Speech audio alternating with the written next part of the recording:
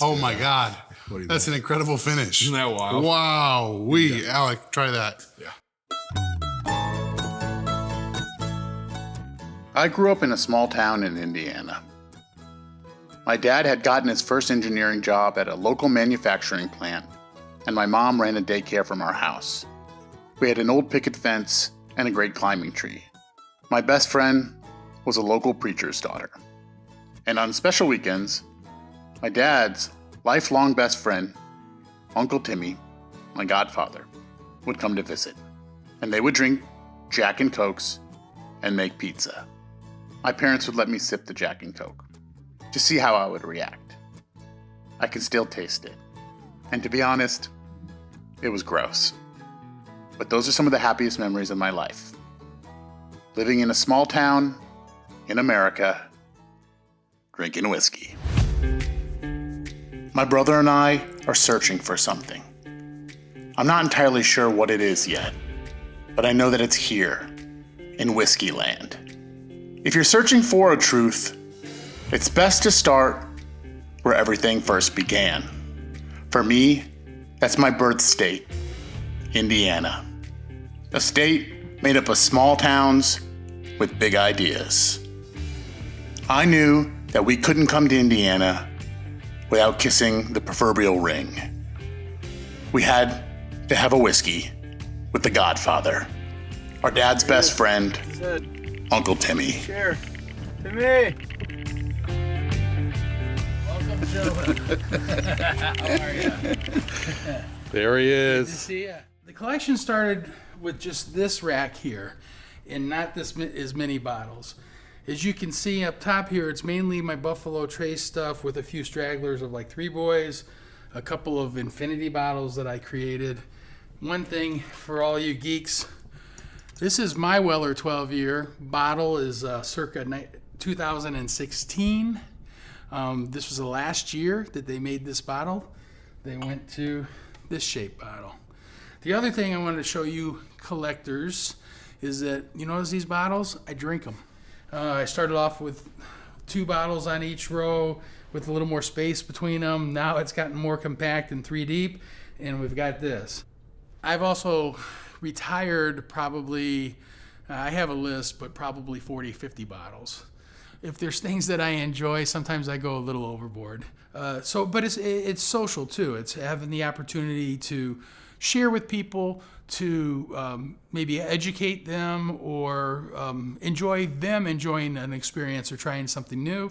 And then for the more seasoned person, it's just kind of nice that, hey, I have something here that maybe they haven't tried and they've wanted to try, so they can try it here.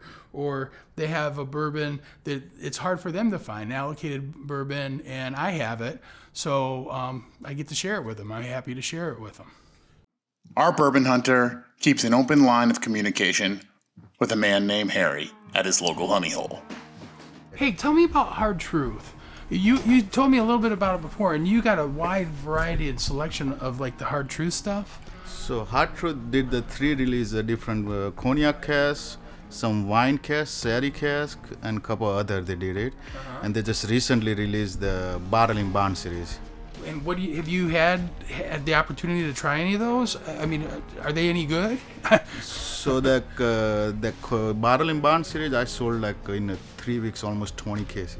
Really? They're not hiding anything. They literally say it's 2 year or 4 year. Right. But they did a great job.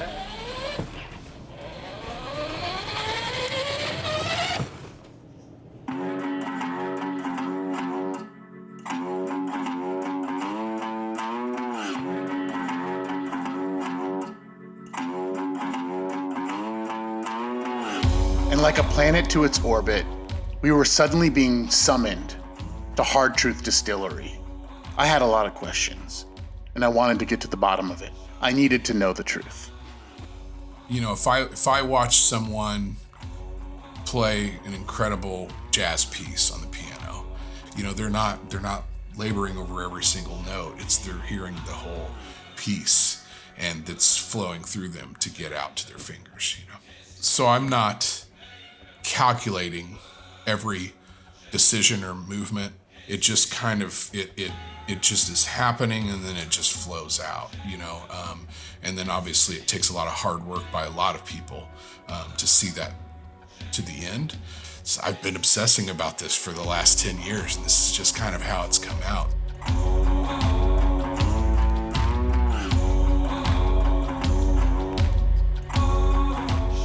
Really, it's a convergence of a love of making incredible flavors out of good ingredients, and then my intense love of science. So the wonderful thing about distilling is you're able to shape flavors.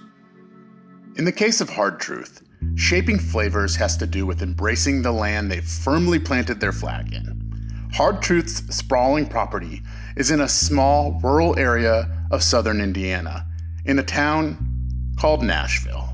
Yep, they are proudly the other Nashville. They may not be the biggest music city in the country, but Brian, Hard Truth's master distiller, is a sort of whiskey rock star. His background is in beer and food, but his pursuit of great ingredients combined with a belief in the higher calling of alchemic mysticism. He found his way here, on this gorgeous 325-acre property, most of which has remained wild and untouched, allowing for a true taste of the land, a terroir like no other.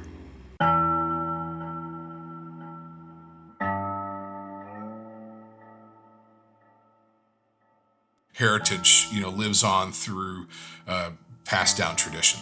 Growing up in southern Indiana, my dad and his friends made sausage and wine every year, and as I got old enough, I could join them. So everybody from the community would come in, and you wouldn't charge any, it would just be splitting the cost of the goods, and then taking grapes grown right there. We would go across the river and get freshly dumped bourbon barrels and actually rest the wine in those to get some extra flavors. So.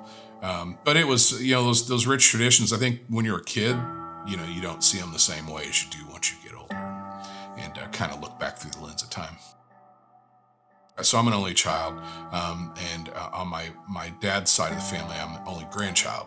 So really, my most influential relationship to what brought me here is with my grandmother. From a very small age, she set me up on the counter, and she'd always be putting interesting cheeses and pickled herring and things outside the norm for, a kid like me in Indiana. She'd always say, like, you don't have to like it, but I want you to tell me, what do you taste? Right? So then I would tell her, and then she advanced from there for, taking some of her best dishes that I loved and kind of deconstructing them, leaving seasoning out, and then having me taste it and say, what does this need? So I for her, it was just, I was her little buddy in the kitchen. But for me, it really helped me to kind of attach, how you can manipulate flavors. And then when I saw the intense pleasure that people got from my grandmother's cooking, it evoked a real significant emotional response. Holy shit. And oh my God. That's an incredible finish. Isn't that wild? Wow. Alec, try that. Yeah. I've got another one that's the same mash bill, but we subbed caramel malt instead of chocolate malt. Yeah. So it's just a little bit lighter. But the tremendous difference in flavor profile between the two, just from how long you roast one of the grains, is pretty fascinating. Wow. We have custom char toast combinations that really give the Hard Truth sweet mash whiskey its own very specific flavor profile. You want to try this other one? Yes, sir. I'll never say no to that, just so you know.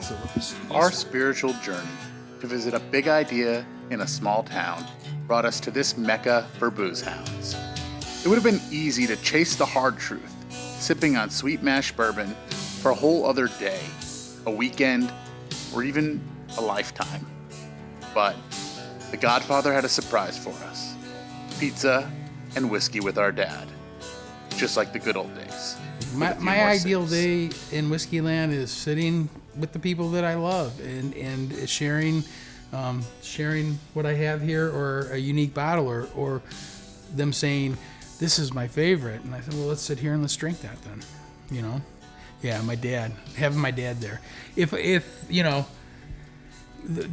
my dad, your dad, Craig, being there, my brothers, and you guys would probably be my Whiskeyland ideal, sitting and just sharing what I have.